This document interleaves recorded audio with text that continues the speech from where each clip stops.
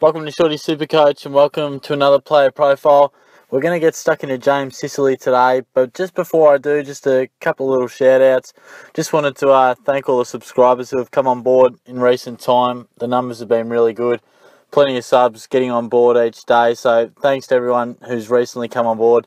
And as I often say, thanks to the guys who've been with me for a long time. Thanks to all the comments as well and Facebook messages and things like that. I always read the comments and got around to a couple of Facebook messages the other day. I'm not the best with the Facebook page. I sometimes don't get around to it, fairly infrequently, that's for sure. But thanks for all the messages and questions there and comments as well. I'll certainly look to get to those at some point, if not via a Q&A video in some respect. But look, James Sicily, certainly one that I get quite a few comments about wanting to a player profile. So I thought, why not? Because he is very interesting.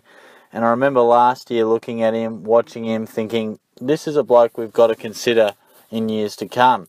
He's a dynamic player, a good mover, doesn't lack in confidence, sort of a guy that's copped a fair bit of social media heat.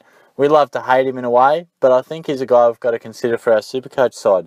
402k, and we can get him as a defender, which is what most people are clearly looking at, probably for D4, I would say. He sort of fits that sort of a bill, but I think we got to really look at that move to the backline, because a lot of his career we've seen him as a forward, and clearly now he's become relevant as a defender.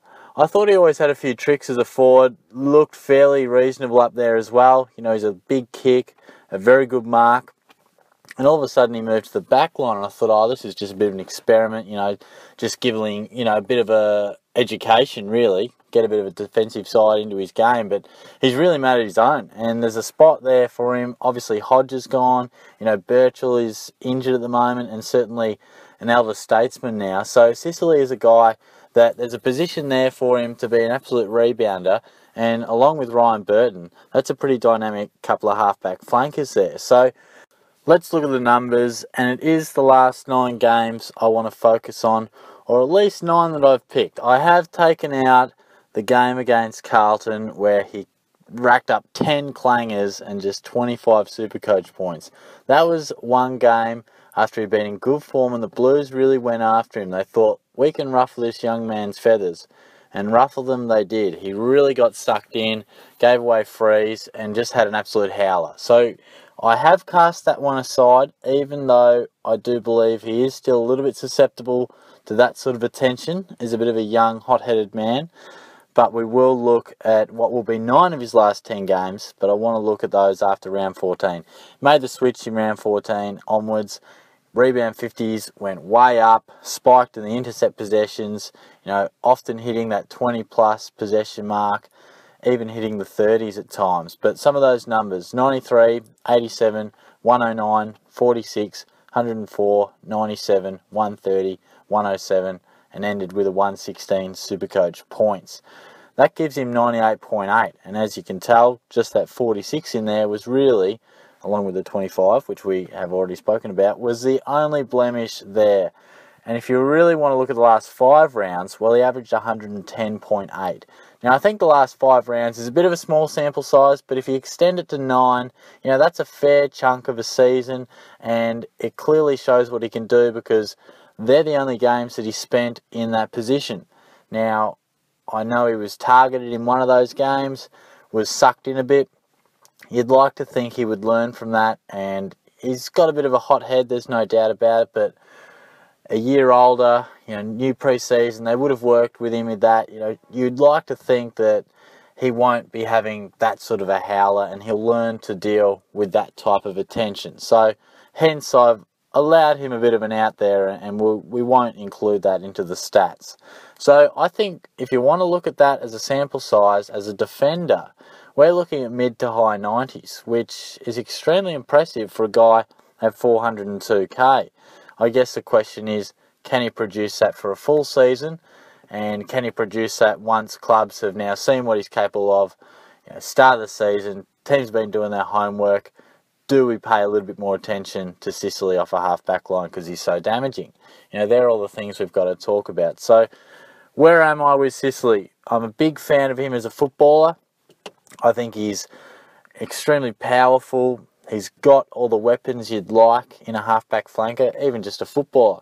As I said, good overhead, damaging by foot, seems to find the ball quite easily, and he is fairly versatile for, I haven't checked his height, but he's a reasonably tall man from memory, but he does get around the ground quite well and is a very good modern day type of player. So I really do rate him. In terms of SuperCoach, he's not in my side at the moment, as you would have seen, but he definitely is in the conversation. And I think at 402k he has to be, because those numbers don't lie. It shows that in that role, he's very impressive and very capable. So we've got to have a look at him at the very least. I suppose you're probably looking at guys like Pierce Hanley, and who else have we got in there? Luke McDonald I've spoken about, if you want to go a little further up. Christian Salem. I'm really big on Salem at the moment. Enjoyed what he did in the JLT. Reading an article, he'd been playing a lot more midfield time. I'm big on him at the moment. He's 437, so not that much further up. I will do a video separately on him at some point in time. But I guess it just highlights it's a bit of a balancing act and weighing things up between other guys, and how much confidence you have in those other fellas compared to Sicily, because they all have their different pros and cons. You know, do you need to go a little bit cheaper? Therefore, you might be going for someone like him. But look, I think the back line, as a general rule, I talk about the midfield, no mid-prices. I look at the forward line. I think we want to look for guys who are midfielders. You always get those guys who have forward status but play all midfield. That's sort of the blueprint for the forward line. The rucks, we all know what we're looking for there. Midfield, blueprint, I keep it pretty simple, guns and rookies. If you're looking at my blueprint for the back line, I think you have a license to take a couple of risks, because it's the lowest scoring position, particularly with Doherty out, Zach Williams out, you know, a couple of guys under injury cloud. There isn't a whole lot we can bank on in the back line. So I feel like it gives us a license to have a bit of a punt. Is it on a Brayshaw? Is it on a Salem? Is it on a Hanley? Maybe it's on a Sicily. I feel the most comfortable taking a risk on a mid-price type of guy, or a fella who doesn't have a stack of numbers behind him but a lot of potential.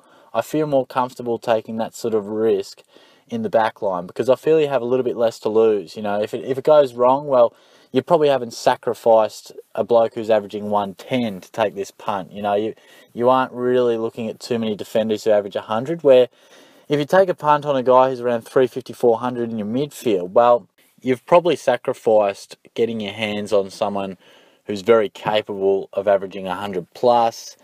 And I feel as if it's much easier to make a mid-pricer in the back line a good pick, because if you pick a guy who's priced around there, you know, he's probably averaged somewhere between 75, 80-ish in previous seasons.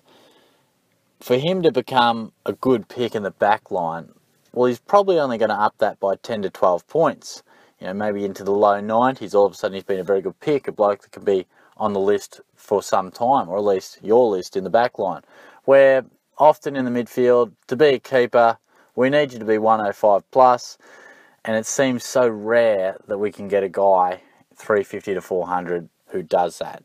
It's so difficult to actually get a guy to do that, jump that much of a bracket in the midfield, where I feel as if that margin for error or room for improvement that needs to happen is just a little bit less in the back line. So all of a sudden, we're a little bit more generous, because, you know, he's averaging 92.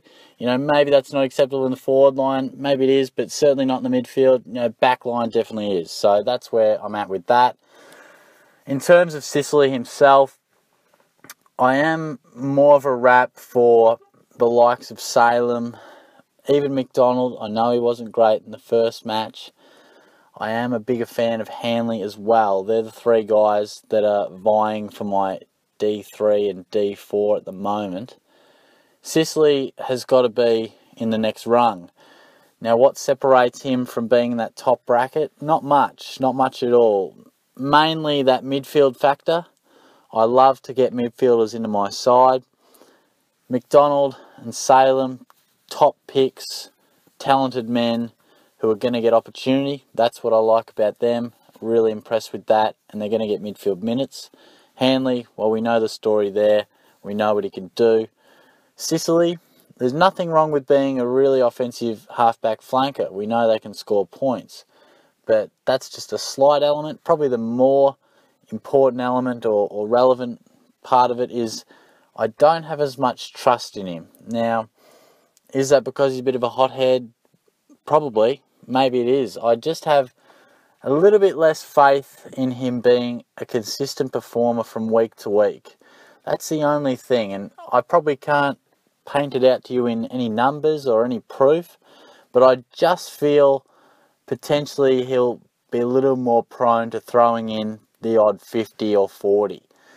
Now, he probably has a bigger ceiling than maybe a Salem or McDonald. I'm not so sure, but I probably see those guys when I think of their scoring, you know, throwing in 80s and 90s and then peaking around your 115 and they've scored a 119, you know, not pumping out too many 120 pluses.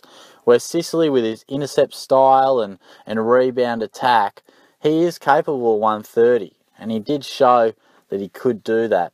But I just feel I have a little bit less faith and trust in him at the moment. So that is where I'm at. I don't blame you if you have him. I can absolutely see why. He's in the conversation and he definitely should be. So let me know if he's in your side at the moment. He's definitely a guy who could make it or he could absolutely break it, because I think if he comes out and starts a bit slow and he does throw in a 50, well, you're in a world of pain pretty early. So perhaps his risk versus reward is a little bit more skewed than some others. His payoff, if it goes well, could be extremely good. But if it goes wrong, you could really be in for some pain, where perhaps there's other options where if it goes wrong, then maybe it's just a 76 and an 82, where if it goes right, you know, it's somewhere in the low hundreds, where perhaps Sicily's margins at either end are a little bit bigger. So I'll let that one decide for you guys yourself. But anyway, I'll wrap that one up, and I'll be interested to hear your thoughts on Sicily and this video as well. Let me know how it's all going. If you've got any requests, that'd be great also. And we will get into a bit of structure stuff as well. I've seen a couple of comments just looking to or asking to hone in on more of a team structure. So certainly we'll look to do that. I'll probably look to do that later in the week or over the weekend. I'm on holidays at the moment, day one of holidays, so pretty excited about that, which also gives me a bit of time to bust out plenty of videos. So potentially over the next couple of weeks I'll be aiming to do probably one a day, which hopefully can pan out, but certainly 5 to 6 a week, which would be great. And yeah, I certainly will start to do more structure stuff and more so look into your backline, forward line, midfield, ruck sort of setups and take a closer focus towards that. But there'll still be plenty of player profiles, because I think people just love talking about players, and but we will look to hone in on that sort of stuff. And it's starting to become a little bit clearer who are the handful of guys that are vying for this position on our field and then that type of thing. So it is a bit clearer now, which makes it a bit easier to discuss and really dissect a few players and positions and things like that. So thanks for tuning in as always, guys. Much appreciated. Subscribe away. The goal is certainly 1,200 by round 1, and I think we're well on track for that. So if you have got a couple of mates who haven't got on board yet, get them on board, share it around, get everyone involved. So that'll be great. Cheers.